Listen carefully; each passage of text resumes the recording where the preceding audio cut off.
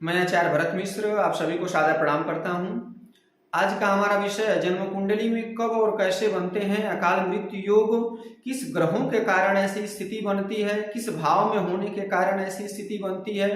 किस ग्रह की युति के कारण ऐसी स्थिति बनती है कि कुंडली में अकाल मृत्यु का योग प्रभावी हो जाता है और व्यक्ति असमय काल की गाल में समा जाता है। मृत्यु एक अटल सत्य है, इसे बदला नहीं जा सकता है, लेकिन हर व्यक्ति अपनी जन्म कुंडली के माध्यम से ये जानना चाहता है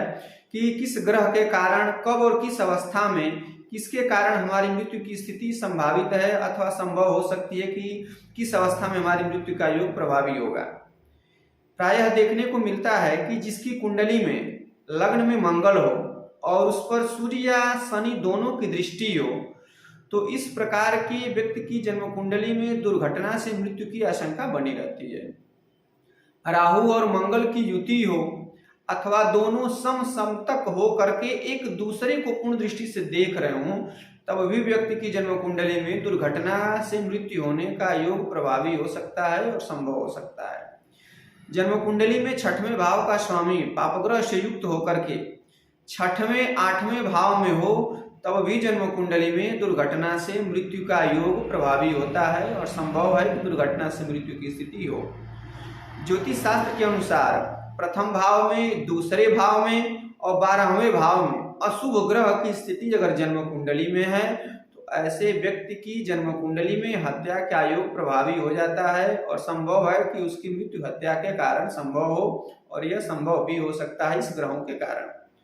10वें भाव में नवमांश का स्वामी राहु अथवा केतु के साथ स्थित हो तो इस प्रकार की व्यक्ति की जन्म कुंडली में अस्वाभाविक मृत्यु का योग होता है। संभव है कि उसकी मृत्यु अस्वाभाविक हो सकती है। अस्वाभाविक मृत्यु का तात्पर्य जैसे व्यक्ति पूर्ण रूप से स्वस्थ हो, इसको किसी प्रकार की कोई दिक्कत न हो, लेकिन एकाएक उसकी शारीरिक स्थिति पूर्ण रूप से जो है उसके नियंत्रण से बाहर हो जाए, चिकित्सा पद्धति से भी लाभ होने का योग न बने, एकाएक शरीर के अंग प्रत्यंग काम करना बंद कर दें, इस प्रकार की मृत्यु को अस्वाभाविक मृत्यु कहा जा सकता है, जिसका किसी प्रकार से पहले से कोई आगम न हो, कोई लक्षण शारीरिक रूप से न दिखे।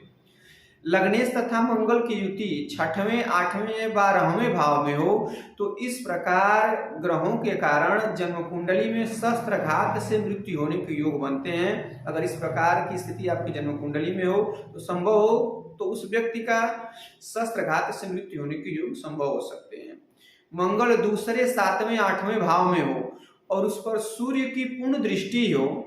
तो वो संभव है कि इस प्रकार की व्यक्ति की जन्म कुंडली में से जो योग है वो इस प्रकार का व्यक्ति आग के कारण उसकी मृत्यु संभव हो सकती है, आग के कारण उसका मृत्यु निश्चित हो सकता है। इस प्रकार की ग्रहों की युति और दृष्टि के कारण ऐसा संभव है।